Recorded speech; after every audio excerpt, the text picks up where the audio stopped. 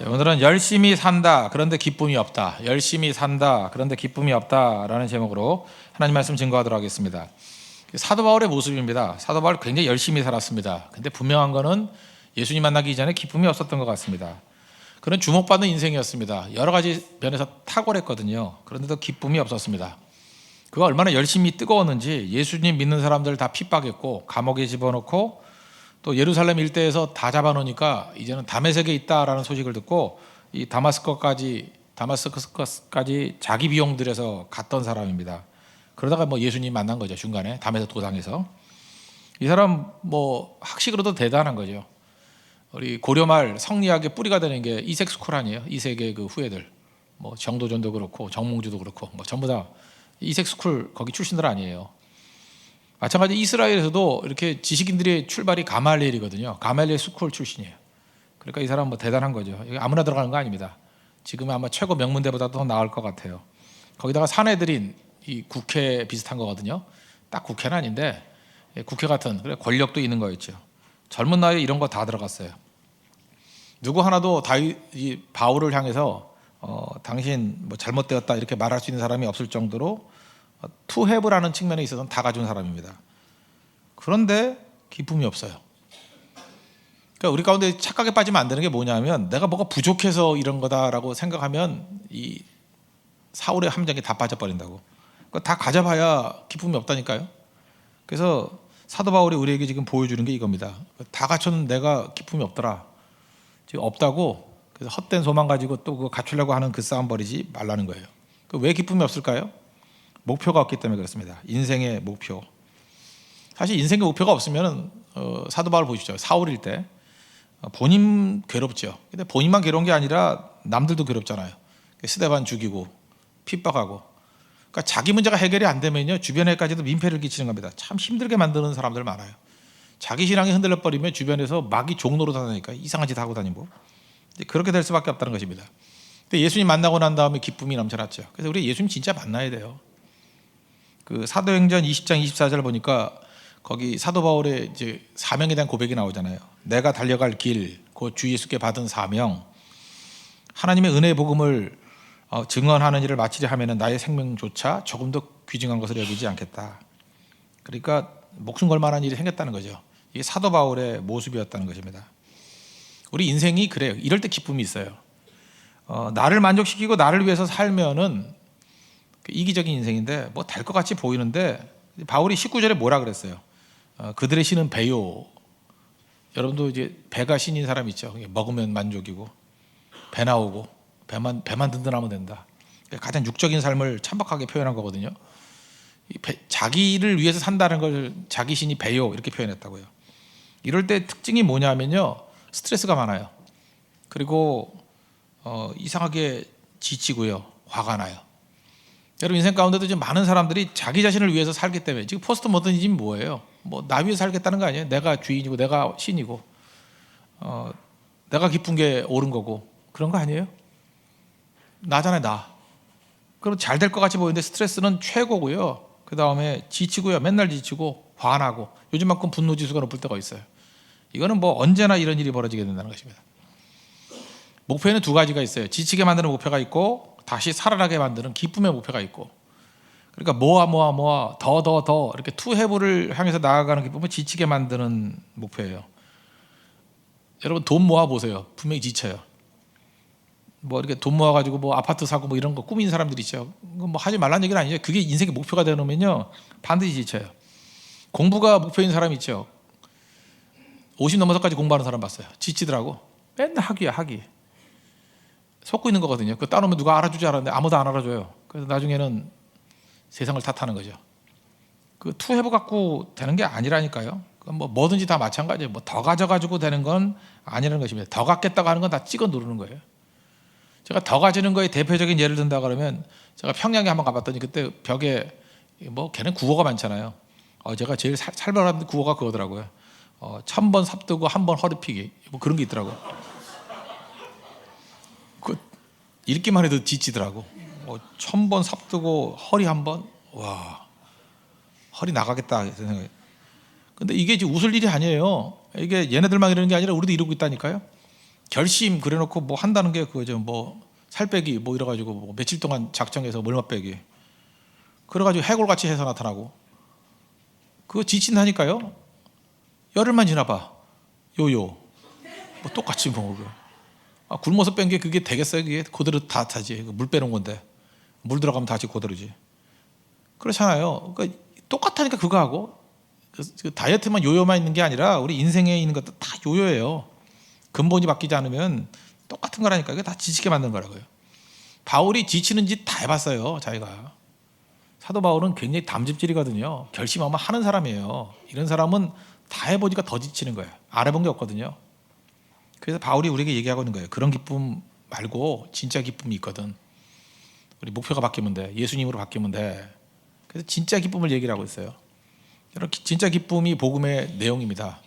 이런 진짜 기뻐하는 종들 되십시오. 오늘 크게 보면 네 가지로 설명할 수 있는데, 첫째는 진실하게 자기 모습을 수용하는 거예요. 자기 모습을 수용하는 거. 있는 모습 그대로. 나를 억셉트하는 거. 12절 13절 전반부까지 봅시다. 내가 이미 얻었다 함도 아니요 온전히 이루었다 함도 아니라 오직 내가 그리스도 예수께 잡힌 바 된 그것을 잡으려고 달려가노라. 형제들아, 나는 아직 내가 잡은 줄로 여기지 아니하고. 자기 자신에 대해서 진실한 평가를 내리고 있죠. 나 다 잡은 거 아니라고. 우리 주여 우린 연약합니다. 우리 찬양 많이 했잖아요. 연약하다. 오늘을 힘겨워합니다. 사실 주 뜻 이루며 살아가기에는 부족합니다. 뭐 넘어집니다. 오늘 또 실수합니다. 사실 이게 찬양이니까 이거 하는 거지. 이런 말 생소하죠. 잘 안 쓰던 말이죠. 이렇게 고백하는 게 쉬운지 알아요? 못한다고 이런 거. 그러니까 못하니까 찬양을 통해서 하게 만드는 거죠. 하니까 이제 무너지죠. 아, 이게 나구나 하고. 너무 정확하게 나를 묘사하고 있는 거죠. 나라고요. 불완전합니다. 나는 부족합니다. 이거 어려운 고백이라는 것입니다. 저는 이게 훌륭한 분들 많이 만나잖아요. 훌륭하다 그러는 분들. 뭐 저도 그랬고, 되게 겸손하다라는 분이 있어요. 겸손하다는 분. 근데 알릴 건 다 알려. 그게 무슨 겸손이야? 그 이제 고로새에 나오는 게 일부러 겸손함이거든. 그러니까 다 이미지예요. 이미지는 다 가짜들이거든. 진짜가 돼야 되는데 그냥 겸손하다라고 하는 이미지가 있어서 결국은 겸손한데 알릴 건 다 알려. 그게 무슨 겸손이에요? 바울은 좀 겸손했죠. 겸손한 이유가 뭐냐면 말은 막 하는 것 같이 보여도 자기를 주장한 적이 없어요. 예수님 주장하는 거죠.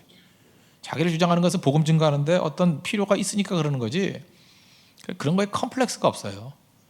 그러니까 자꾸만 자기를 주장하려는 건 일종의 컴플렉스거든요. 그 예수 안에서 자기가 새로운 목표를 잡게 되면은, 그 안에서 새롭게 자기를 발견하게 되면 그 약한 것도 다 드러낸다고요. 대표적인 로마서 7장이잖아요. 내 안에 두 가지가 있대요. 선한 것이 있고 악한 것이 있는데 마음은 맨날 선한 거를 추구하는데 하는 꼴을 보니까 맨날 악한 것만 한대요.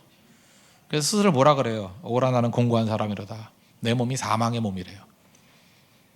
이 죽을 놈의 몸에서 누가 나를 건져내랴. 이게 1단계라고요. 내가 이렇게 무너진 존재입니다. 이런 거. 여기서 알 수 있는 게 뭐예요? 하나님의 은혜가 필요한 존재입니다. 그래서 1단계에서 우리가 아는 거 뭐냐면 total corruption. 우리 완전히 타락했다는 거. 완전히 깨진 존재라는 거. 그거 빨리 하는 게 중요해요. 우리 다 가능성이 없는 존재다. 이게 기쁨의 첫 단계라고요. 나는 소망이 없습니다. 병자입니다. 두 번째 단계는 뭐냐면, 기쁨을 회복하려고 그러면 과거를 과거 속에 묻어버려야 됩니다. 13절 하반절. 오직 한 일, 곧 뒤에 있는 것은 잊어버리고. 그러니까 우리 과거, 이게 참 과거가 우리를 미치게 만드는 거예요. 그냥. 흘러간 물로는 물러발을 돌리지 못하는데 과거 맨날 회상하고 그런다고요. 일주일 전에 먹은 것이 지금 힘이 돼요? 일주일 전에 우리 갈비를 먹었어요. 그래서 지금 힘이 난다. 그런 적 있어요? 소화 벌써 10번 더 되겠다. 일주일 전에 먹은 갈비가 지금 나하고 무슨 관계가 있어? 그 10년 전에 은혜 받은 게 오늘의 힘이 돼요? 그래 맨날 왕년에야 왕년에 왕년에 했다 그러고, 대학교 때 청년 때, 그것도 안 되면 고등학교 때 그거 아니거든요. 과거로부터 우리는 조종당하고 있어요. 지금 대부분의 성질 안 좋은 사람들 있잖아요. 저를 비롯해서 다 과거의 상처들이 있는 거거든. 과거의 상처로 성격이 삐뚤어져 있어요. 제가 요즘에 많이 느끼는 건데, 왜 이상한 일을 행동하느냐 그러면 다 그게 상처가 이렇게 핥히고 간 거야. 그게 다 지금 그래서 그러고 있어요. 지금 화내고 잠수 타고 다 이러는 게 다 그 과거거든요, 과거. 그러니 기쁠 수가 없죠. 과거는 마귀가 조종해가지고 나쁜 거 이렇게 건들거든, 상처로. 오늘이 중요하고 내일이 중요한데 그거 못하게 만들잖아요. 과거에 묶인 인생은 절대 새로운 것을 할 수 없습니다. 절대 못해요. 그래서 과거에 묶여있는 사람은 지금 오늘을 못 살아요. 오늘 괜히 가능성이 많은데 그거 하나도 못해요. 그래서 하나님께서 아예 명령을 냈다고. 이사야서 43장 18절을 보니까 너희는 이전 일을 기억하지 말며 옛날 일을 생각하지 말라. 명령이에요. 이전 거 기억하지 말고 옛날 일 생각하지 말라. 이 과거의 것으로 살지 말라는 거예요. 그리고 오늘을 살라는 거예요. 오늘. 기쁨은 그거예요. 과거를 묻어버리고 오늘 충성스럽게 사는 거예요. 심리학 두 가지 얘기했죠. 뭐 미움받을 용기. 참 좋은 책이라고 했죠. 반복해서 읽어봐요. 프로이트 심리학의 특징은 과거의 침전물이 오늘이라는 거예요. 오늘 해석이에요. 과거 때문에 오늘이 있다는 거예요. 아들러 심리학의 특징이 뭐예요? 오늘이 미래를 만든다는 거예요. 똑같은 얘기가 아닙니다. 그건. 오늘은 왜 사느냐 하면 미래를 위해 사는 거예요. 오늘 씨를 뿌리니까 미래에 거둘 거다라는 거예요. 오늘의 행동이 미래를 결정하는 거예요. 미래는 오는 게 아니에요. 미래는 미래로 가는 거지. 미래가 우리에게 오게 만드는 거지 미래를 향해서 가는 게 아니에요. 그러기 위해서 하나님께서 우리에게 주신 것들 활용하는 거죠. 그래서 마귀는 항상 낭비하게 만들고 진짜 거대한 낭비가 있어요. 준 거 하나도 못 쓰게 만들고, 낭비 중에 최고 낭비가 뭐냐 하면 빌립보서 이제 4장에 나와요. 3장 4장 가면 나오는데 맨날 생각만 하게 만들어. 생각이 이게 잡념 아니에요. 잡념. 이 생각 저 생각 그냥 궁상 떤다 그러죠. 궁상 떨다가 아무것도 못해. 잠도 못 자고 일도 안 하고 어디 차박해가지고 맨날 이렇게 궁상만 떨어. 아무것도 못한다고. 하나님께서 우리에게 주신 거 가지고 할 일이 얼마나 많은데 그거를 못하니 이게 문제가 아니에요. 아들러 얘기 아니래도 할지라도 그거 붙들어야죠. 헨리 나우엔 책 보면 이런 얘기가 나와요. 그 토론토에 있는 데이브레이크 그 정신지체 장애인들 있는데 아니에요? 거기 갔어요. 가가지고 자기가 이제 섬기겠다고. 그런데 어떤 목사님이 오셔서 설교를 하는데, 이제 헨리 나우엔이 아니에요. 딴 목사님이 오셔서 설교를 하는데 막 당황하더라는 거예요. 여러분, 그 자기가 평상시 접하던 청중에게 설교를 할 때는 쉽지만 이게 중증 장애인들만 앉아 있을 때 설교하는 게 쉽지가 않아요. 그러니까 처음 접하는 목사님이 막 당황을 하더라는 거예요. 뭐 어떻게 할지 몰라서 식은땀 찔찔 흘리고 어쩔 줄을 몰라 하더라는 거예요. 그때 헨리 나우엔 유심히 봤대요. 밑에 앉아가지고 막 땀 흘리고 있을 때 한 장애인이 와가지고 그 목사님 손을 잡아주더래요. 꼭 잡더래요. 그리고 힘내라 그러고 잠시 기도하고 있더래요. 끝까지. 그래서 그 장애인 힘을 얻고 설교를 잘 마쳤답니다. 너무너무 잘했죠. 그래서 헨리 나우엔이 그 장애인에게 물었대요. 어떤 마음으로 목사님 손 잡아줬어? 그랬더니 대답이 너무 단순해요. 내게 손이 있으니까요. 참 너무 단순한 얘기 아니에요? 우리는 왜 잡아줬어? 손 다 있잖아. 손 없는 사람이 어디 있어 여기서. 손 다 있는데 안 쓰잖아 이거. 갑자기 맨키큐 바를 때나 쓰고. 뭐 안 쓰잖아. 언제 써 이걸. 안 쓰는데 자기가 볼 때 손 잡아줘야 될 필요성이 있다는 거예요. 목사님 당황하는 게 보이니까. 그래서 가서 잡아줬대요. 힘이 됐어요, 안 됐어요? 힘이 됐어요. 그것 때문에 안정이 되고. 그래서 목사님 설교 잘하고 다 은혜 받고. 근데 질문 같지도 않은 질문을 한 거예요. 헨리 나우엔 얘기해요 하면. 그걸 내가 왜 물었지 그런 거예요. 왜 잡아줬냐 그랬더니 손이 있어서 잡아줬대. 이게 비슷한 얘기 제가 차례 때도 얘기했지만, 제가 그 초등학교 4학년 때 지금도 기억도 나요. 그 담임선생님하고 저하고 사이가 별로 안 좋았어요. 그 여자 아줌마였는데 내 기억에 한 50대쯤 되는 것 같아. 아줌마인데 되게 돈 좋아하고 맨날 그 봉투 갖고 오라 그러고. 이 얘기까지 할 필요 없는데 뭐 쓸데없는 소리 왜 했나? 잊어버려요 그냥. 좀 옛날엔 다 그랬어요. 그분만 그런 게 아니고 못 살 땐데기 때문에 다 그랬어. 뭐 특별히 비난할 것도 없어요. 그분만 그런 거 아니니까. 뭐 그때는 문화가 그랬어요. 문화가. 옆반에 있는 친구 선생님이 계셨다고. 그 아들이 우리 반이었어. 걔가 이제 부반장이었는데 걔한테 맨날 점수도 더 주고 뭐 잘해주고 막 그래요. 자기 우정을 이상한 데 쓰고 있어요.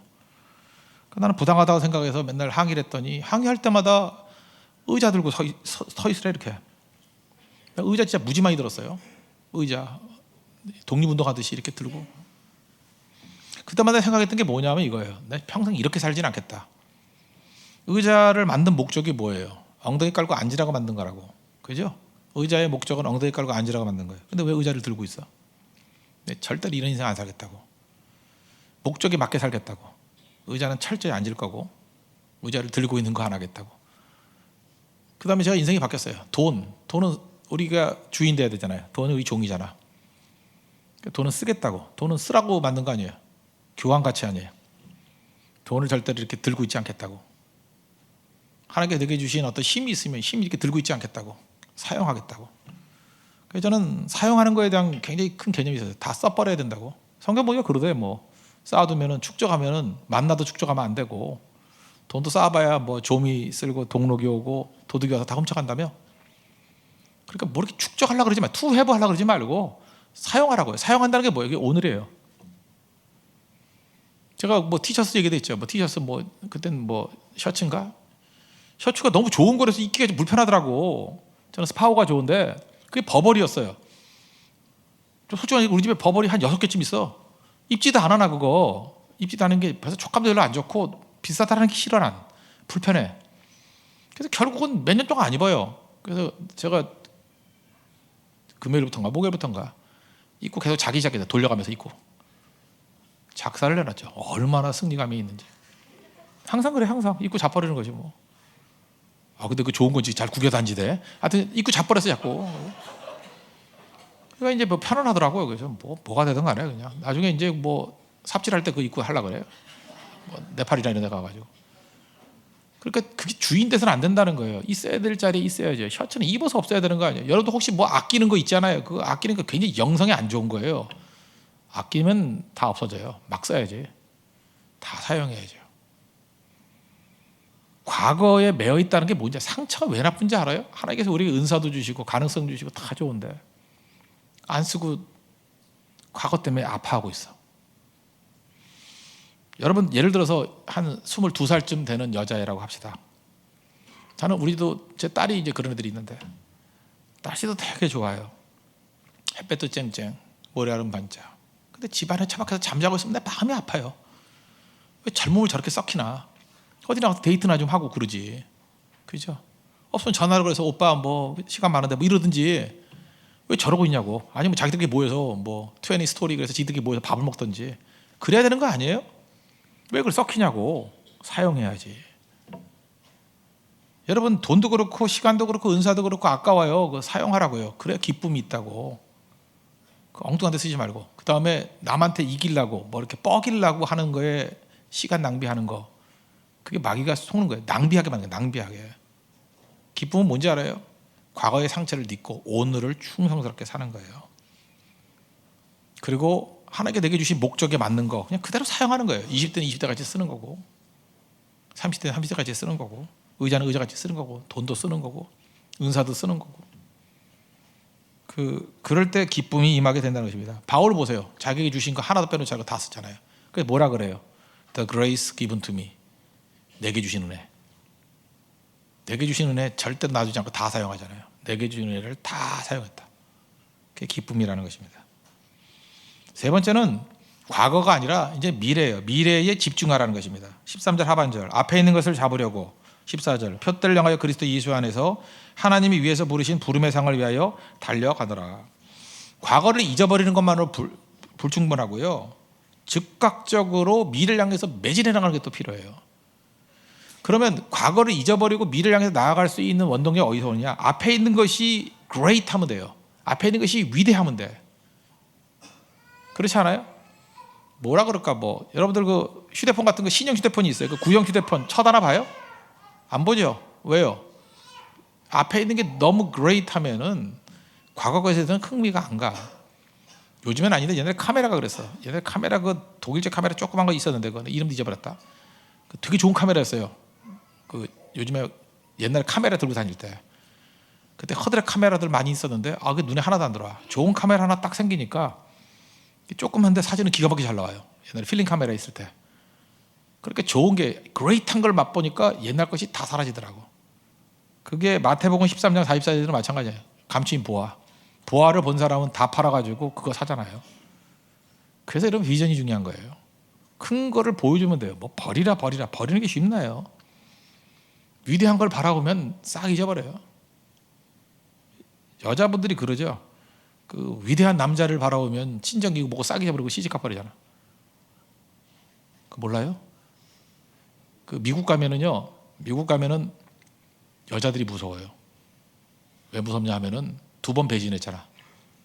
뭐 배신이란 말이 좀 이상하지만 첫 번째는 친정을 배신했잖아. 시집 가는 게 배신하는 거 아니에요? 친정을 한번 버리고 간 거 아니야? 어쨌든 간에 나쁜 뜻이 아니라 이렇게 심정적으로 끊고 간 거 아니야? 남자보다 여자가 친정을 끊고 친정을 배신하고 또 이민 갔다는 건 조국을 배신한 거 아니야? 좋은 의미로. 그래서 그런지 모르지만 교회도 맨날 옮겨. 교회도 맨날 배신해. 그래서 내가 그때 느꼈던 게 그거예요. 이야, 이게 참 별로 안 좋은 거구나. 뭐 이렇게 끊고 배신했던 경험이 한두 번 쌓인 사람은 평생 그러고 살아. 그래서 좀 다른 의미로서 우리가 이거 끊는 것들은 안 하는 게 좋겠다는 생각을 많이 가졌어요. 그런 생각을 되게 많이 했거든요. 근데 제가 그런 분들 보면 그게 끊을 수 있었던 이유가 뭐냐 하면 큰 걸 보니까 그래요. 미국이 우리보다 문화적으로 앞섰다고 생각을 해요. 그래서 끊는 거예요. 그래서 미국 사는 애들 가운데 한국말 못하는 애들이 있어요. 있다니까. 한국말 안 가르치는 게도 있고 자기도 안 배우려고 그러고. 왜냐하면 미국 문화가 한국 문화보다 우월하다고 생각하기 때문에 그래요. 내가 남미를 이민 간 사람 치고 한국말 모르는 애들 못 봤어요. 파라과이 한국말 다 잘해요. 아르헨티나 한국말 다 잘해요. 더 잘해 우리보다. 슬랭까지 다 알아. 우리 문화가 걔네보다 낫다고 생각하기 때문에. 동남아시아 이민 간 사람 한국말 다 잘해요. 근데 필리핀 이민 가고 인도네시아 이민 가가지고 한국말 못하는 애들은 못 봤어요. 오히려 인도네시아 말을 못해요. 필리핀은 뭐 영어니까 하겠지. 따갈로그 못하는 애도 있어요. 진짜 못해요. 왜냐 처음부터 그냥 외국인 학교 보내고 뭐 한국 학교 보내가지고. 문화적인 거거든. 제가 거기서 알 수 있는 게 뭐냐 하면 비를 향해서 매진하는 건요 버리라고 한다고 되는 게 아니에요. 슬로건으로 되는 게 아니고 위대한 것을 보면은 버리는 거예요. 하나님께서 우리에게 그 비전과 꿈을 주시거든요. 너무너무 커서 사실 세상 것과는 상대가 안 된다고. 하나님의 위대한 비전이 뭡니까? 그 이사야서 43장 19절 아까 18절 다음이거든요. 보라 내가 새 일을 행하리니 이제 나타날 것이라 너희가 그것을 알지 못하겠느냐 반드시 내가 광야의 길을 사막에 강을 내리니. 참 제가 좋아하는 말씀이야. 광야의 길을 광야는 길이었거든요. 사막의 물이었거든요. 강을 낸대요. 그리고 여기서 쫓아가노라 그럴 때 이게 온몸에 근육을 갖다가 탁 힘을 대가지고 막 근육을 늘려가면서 뛴다는 거예요. 힘을 다해서 최선을 다해서. 근데 기쁨이 있어요. 예수님이 목표죠. 굳이 말한다면 고린도서 5장 9절에 이런 말씀이 있어요. 우리는 몸으로 있든지 떠나든지 주를 기쁘시게 하는 자가 되기를 힘쓰노라. 최고의 기쁨이 어디에 있느냐? 주를 기쁘시게 하는 일이 뭔가. 나 주님의 기쁨 되기 원하네. 이게 최고의 인생이에요. 최고의 목표라고. 그러면 하나님의 뜻에 대해서 뭐 이것저것 얘기를 하는데 하나님의 뜻이 뭐 예를 들어서 그레이한 게 있어요. 이렇게 회색적인 게 이게 뜻인지 저게 뜻인지 뭐 그런 거 있잖아요. 뭐 A, B가 있는데 둘 다 예수 잘 믿고 그래. 뭐 A하고 결혼할지 B하고 결혼할지 이런 건 뭐 애매모호하잖아요. 선교도 그런 거죠. 교회에서 기도할 것인가 선교 갈 것인가. 뭐 선교도 가야 되겠지만 선교만 가는 게 하나님의 뜻이고 뭐 교회 남아서 기도하는 건 하나님의 뜻이 아니다 그럴 수는 없잖아요. 그게 그레이한 거라고. 근데 어떤 거는 블랙 앤 화이트이 있어요. 명확한 게 있어. 명확한 거. 그러니까 하나님의 뜻은 명확한 것부터 먼저 하는 거예요.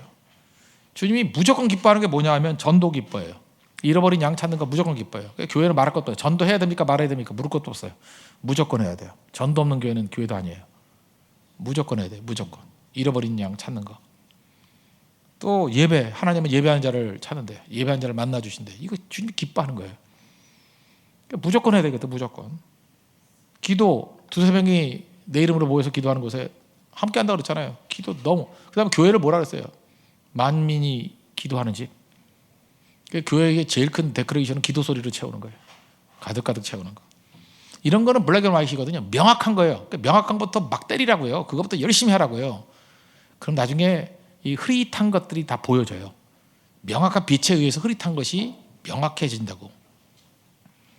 그런 길을 걸어가십시오. 주님의 기쁨이 무엇인지. 그게 최고의 인생이라는 것입니다. 네 번째, 우리가 기쁨으로 회복하기 위해서는 멀리 바라봐야 된다는 거예요. 20절 21절인데 특별히 우리의 시민권은 하늘에 있는지라. 하늘 소망이죠. 갑자기 인생을 살면서 기쁨 얘기하면서 왜 하늘 소망 얘기를 왜 할까요? 시선을 멀리 잡으라는 거예요. 시선을 멀리. 우리는 알게 모르게 다 근시 아니에요. 이렇게 눈앞에 있는 것만 바라봐요. 그냥 오늘 뭘 할지 뭐 어떤 때는 이 상수동을 못 떠나가고 맨날 이렇게 좁은 시각 속에 살아가는데 하나님께서는 약간은 우리에게 뻥 같아요. 멀리 쳐다보게 만들어요. 말도 안 되게 멀리 바라보면은 그때부터 힘이 생겨요. 그 모멘텀이라 그러죠. 탄력이라 그러나 탄성, 모멘텀. 대만 가면은 그 스포츠웨어 파는 데가 이름이 모멘텀인데 되게 좋아하는데요, 제가. 모멘텀, 탄력, 탄성. 이렇게 있잖아요. 달려갈 때 달려가는 힘. 이렇게 제자리에 서가지고 때리면 별로 안 아파요. 근데 달려가면서 패면 무지 아파요. 죄송합니다. 싸움으로 얘기해서. 기관차가 움직이지 않고 서 있으면 배뇨합판으로도 막을 수 있어요. 그런데 100km 정도로 달리는 쇳덩어리잖아요. 2m짜리 콘크리트를 뚫어버린대요. 탄력. 왜 하나님께서 우리에게 먼 시선을 바라보게 만드냐? 먼 시선을 바라보는 데서만 탄력이 있어요. 모멘텀이 생긴다니까. 그래서 교회에서는요, 무엇을 먹을까, 무엇을 마실까, 무엇을 입을까, 이게 실용적인 거잖아요. 실용적인 것만 하면 생각보다 힘이 없어. 하나님의 꿈을 얘기해야 돼. 꿈, 저 멀리 꿈. 왜 이스라엘 백성들이 강한지 알아요? 그들은 가나안에 대한 꿈이 있고요, 하나님 나라에 대한 꿈이 있어요. 멀리 있는 거라, 멀리. 그걸 바라보고 매진하면은 파워가 생겨요. 제자리 뛰기는 얼마 못 가요. 근데 뒤에서부터. 그래서 되게 100m 선수들이 넓이뛰기도 우승해요. 요즘 선수는 기억이 안 나는데 옛날에 칼로이스는 100m, 200m 넓이뛰기 다 우승했어요. 넓이뛰기 잘하는 방법이 뭐예요? 빠른 속도로 뛰는 거예요. 짧은 기간 한 10m, 20m를 빠르게 뛰면 그 탄력의 모멘텀에 의해서 멀리 날아가잖아요. 모멘텀. 그래서 교회도 마찬가지예요. 교회도 여러분 알게 모르게 똑같은 게 교회가 아니에요. 이렇게 정체된 교회가 있어요. 제자리에 멈춰 있는 교회. 힘이 하나도 없어. 근데 여러분 알게 모르게 예배라는 힘을 가지고, 이 힘을 가지고 달려가는 힘으로 인도 선교를 가면요, 인도 선교가 돼요. 또 인도 선교에 큰 은혜 받은 그 힘을 가지고, 모멘텀을 가지고 밀고 나와서 예배를 드리면 또 예배가 또 살아나요.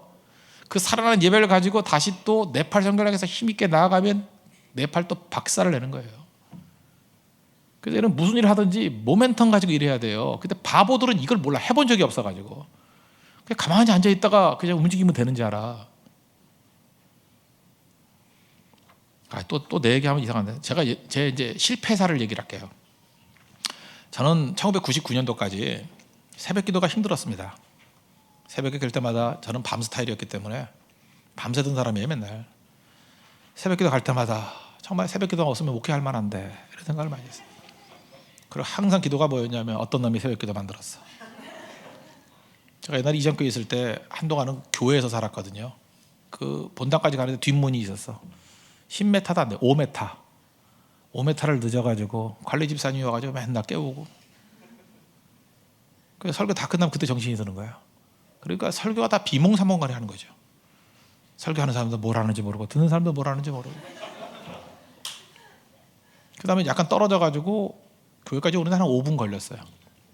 근데 얼마나 급하게 오는지 맨날 그 조금 더 자, 또 좀 더 잔다 하면서 맨날 누르다가, 나 옛날에 그런 얘기는 들어봤어요. 이렇게 와이셔츠 안 입고 이렇게 넥타이만 메고 나왔다는 얘기. 이렇게 러닝셔츠에. 저는 바지를 안 입고 나온 적이 있었다니까. 바지를 안 입고 위에만 입고. 그러니까 다 안 입었다는 게 아니라 그냥 반바지 입고, 그 중간에 왔다가 다시 올라가가지고 바지 갈아입고. 그러니까 그렇게 피폐한 인생을 살았어요. 피폐한 인생. 그러다가 이제 99년 이후부터는 새벽 인생이 되기 시작했습니다. 그죠? 새벽 인생. 근데 새벽 기도를 그때부터 열심히 하는데 너무 힘들더라고. 이게 딱 5시에 마치, 그땐 5시였으니까 5시에 마치라는 게 쉽지가 않더라고. 그 이유가 뭐냐면, 설교할 때쯤 되면 정신이 멍해가지고 되질 않은 거예요. 저녁에 아무리 준비를 해놔도. 그래서 그 다음부터 이게 조금씩 뒤로 가기 시작하다가 5시 할 때 얘기해요. 2시 반에 깼어요. 그러니까 일찍 잔 거죠. 한 8시면 자고 막 이랬어요. 뭐 일찍 깬 게 아니라 일찍 잔 거죠.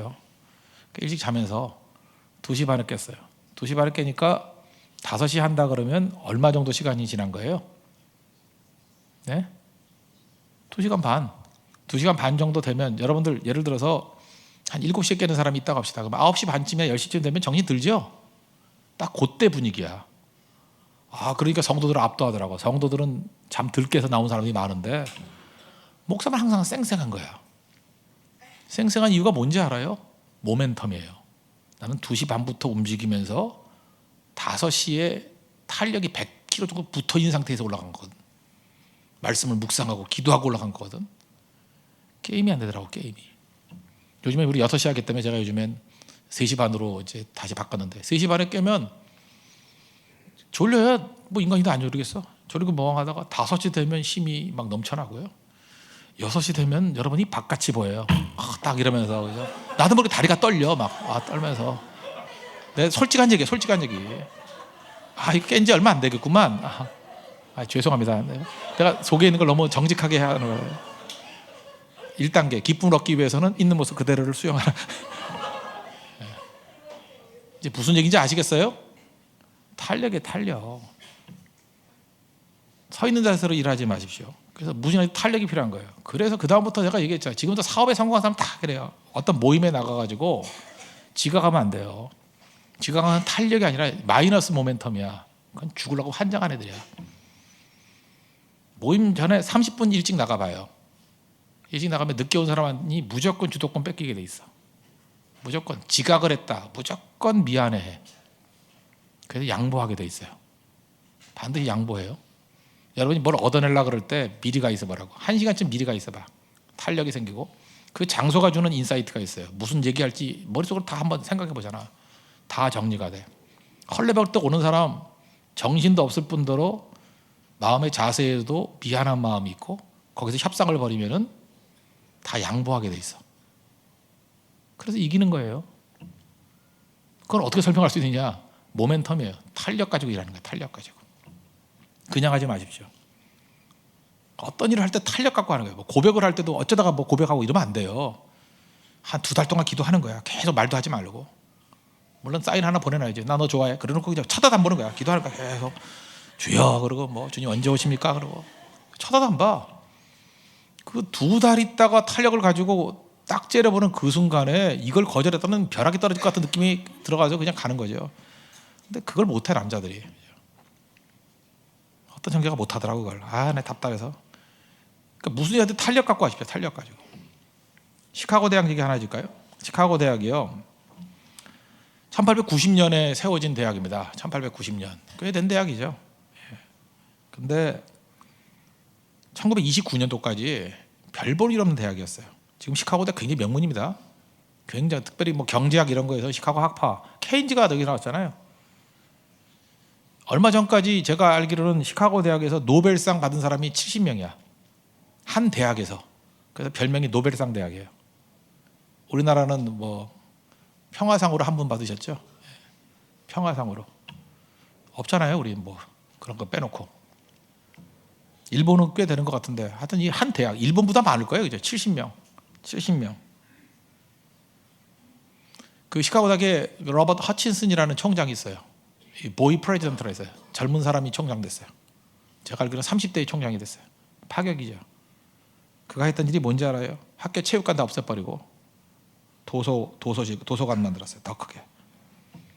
그리고 Great Books Foundation, 뭐라고 해야 되나? 뭐 위대한 책 기금 뭐 이런 걸 만들어 가지고 100권 필독서, 고전 100권 필독서 만들어 가지고 그거 읽지 않으면 졸업 안 시켰어요.